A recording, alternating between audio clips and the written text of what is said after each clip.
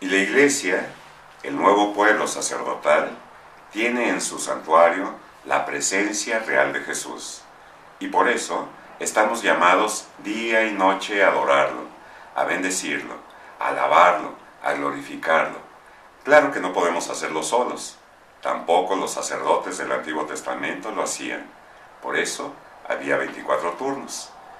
Y cada vez más las parroquias se organizan para establecer en ellas la adoración perpetua, cubriendo turnos por horas, 168 horas semanales, que son 24 horas por 7 días a la semana, que les va tocando a cada persona o a cada familia, y que Dios las bendiga. Porque mientras los demás duermen, el corazón de ellos se ve representado con las personas que están adorando al Dios vivo. Pero a veces uno dice, yo no tengo tiempo. Tal vez no tienes tiempo de hacer algo como eso. Pero si el espíritu de eso es que si somos un pueblo de sacerdotes, debemos estar continuamente en alabanza, en acción de gracias. ¿A qué horas lo haces tú, hermano? ¿O eres de los vecinos que siempre están dormidos, que siempre encargan a los demás? ¿Y cuánta gente dice, ore por mí? El Papa Juan Pablo II, en su documento Carta del Sumo Pontífice sobre el misterio y el culto de la Eucaristía, dice, recomienda, para estar frente al Santísimo, ¿cómo? ¿Cuánto tiempo? ¿De qué manera? ¿Y qué tenemos que estar haciendo? Subraya en el número 2, la adoración a Cristo, en este sacramento de amor, debe encontrar expresión en diversas formas de devoción eucarística, plegarias personales ante el Santísimo, horas de adoración, exposiciones breves, prolongadas, anuales, las 40 horas, bendiciones eucarísticas, procesiones eucarísticas, congresos eucarísticos. A este respecto, merece una mención particular la solemnidad de Corpus Christi, como acto de culto público, tributado a Cristo, presente en la Eucaristía. Todo esto tiene que ver con el culto del Antiguo Testamento, con el culto que se está dando en el cielo al Señor. La Iglesia en la tierra sigue en continuidad, porque somos el mismo pueblo de Dios. Han ido cambiando los tiempos, los sacerdotes, pero no los turnos. Aquí estamos, hermanos. Somos el mismo pueblo sacerdotal. Déjenme platicarles acerca del milagro eucarístico sucedido en Lanciano, Italia, en el año 700. Lanciano es una pequeña ciudad medieval que se encuentra en la costa del mar Adriático de Italia, en la carretera entre San Giovanni Rotondo y Loreto. Lanciano significa lanza. Se trata de la antigua Anaxianum de los pueblos fretanos. Aquí se conserva desde hace más de 12 siglos el primero y más grande de los milagros eucarísticos. La parte de la hostia en el centro del círculo de carne, aunque era verdaderamente la carne de Jesucristo, siguió teniendo los accidentes de pan sin levadura después del milagro, tal como ocurre en cada consagración. Se mantuvo por muchos años, pero se desintegró porque la luneta que la contenía no había sido herméticamente cerrada. La carne y la sangre actualmente visibles no solo son la carne y la sangre de Jesús como en toda hostia consagrada, sino que mantiene hasta la actualidad los accidentes propios de carne y sangre humana. La carne desde 1713 se conserva en un artístico ostensorio de plata de la escuela napolitana finamente cincelado. La sangre está contenida en una rica y antigua ampolla de cristal de roca. La hostia carne aún se conserva muy bien. El tamaño de la hostia es como las hostias que el sacerdote eleva en las misas hoy día. Es ligeramente parda y adquiere un tinte rosáceo si se ilumina por el lado posterior. La sangre coagulada tiene un color terroso que tiende al amarillo ocre. El milagro de Lanciano es un continuo milagro. la hostia convertida en carne y el vino convertido en sangre, sin el uso de ningún preservativo, están aún presentes en el relicario.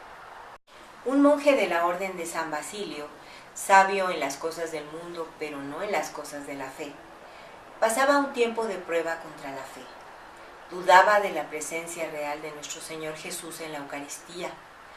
Oraba constantemente para librarse de esas dudas por miedo de perder su vocación.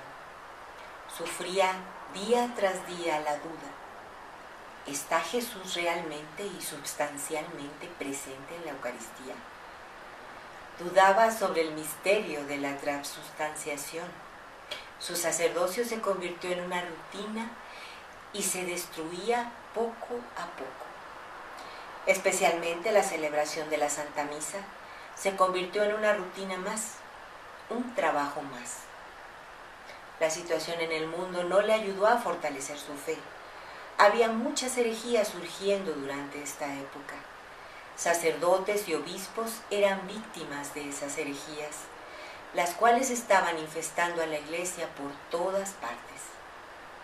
Algunas de estas herejías negaban la presencia real de nuestro Señor en la Eucaristía. El sacerdote no podía levantarse de esta oscuridad que envolvía su corazón.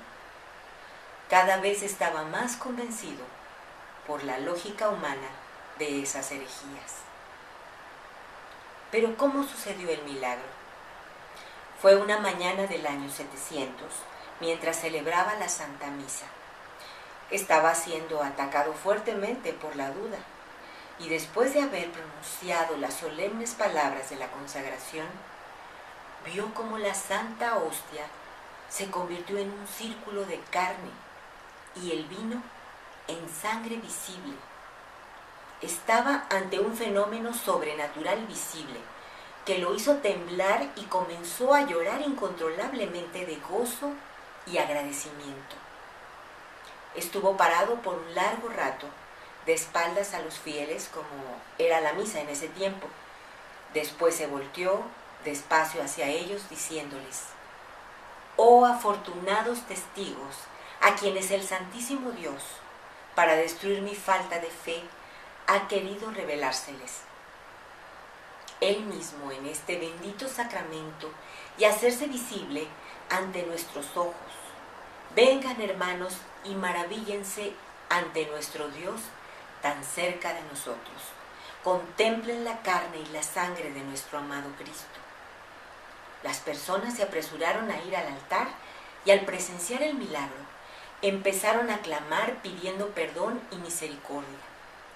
Otras empezaron a darse golpes de pecho, confesando sus pecados, declarándose indignas de presenciar tal milagro.